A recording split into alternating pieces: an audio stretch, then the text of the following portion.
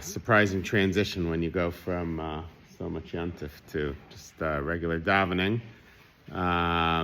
And of course, one also has to think about what certainly if we're saying halachas every day after davening, what halachas do you talk about for this month, for the month the end of Tishrei and Cheshvan? You don't have like all the obvious things.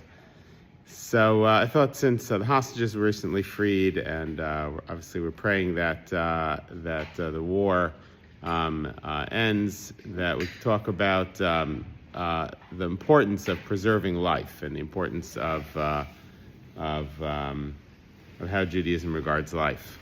There's mitzvah that we have in the Torah of that if you build a house and it has a flat roof, you have to make a parapet for your roof. Why is that? Because Torah says that nobody should fall from it. That fallers shouldn't fall from it. It's a little bit confusing language. But the B'nai Halacha points out that maybe this is one of the sources where we learn. We have other sources also. But that maybe this is one of the primary sources where we learn the importance of going out of one's way to protect life. Now, it's interesting. The Rambam says that you make a bracha. I'm not sure everybody agrees to this, but that you make a bracha when you make a makkah, when you make a fence for a roof.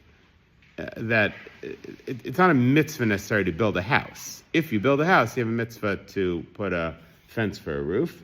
But many mitzvahs like that we make a bracha on. You don't have a mitzvah to slaughter an animal to eat it regularly, but if you do slaughter an animal, there's a mitzvah of shechita, and you make a bracha on shechita, you make a bracha on slaughtering the animal. So too, if you build a house, you make a bracha on putting a parapet around the roof.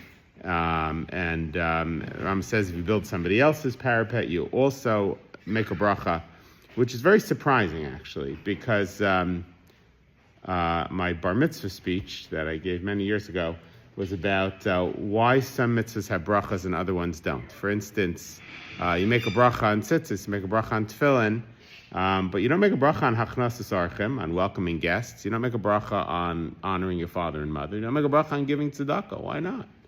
So the answer, of course, is that there's different answers, but one answer is that those mitzvahs that are moral mitzvahs, that are mitzvahs that are interpersonal mitzvahs, be'adam l'chavero, we would know those without the Torah. So we don't have to make a bracha saying God sanctified us, thanking God for the mitzvah, because I would know that without the Torah. I would know to give tzedakah without the Torah. But tzitzis, tefillin,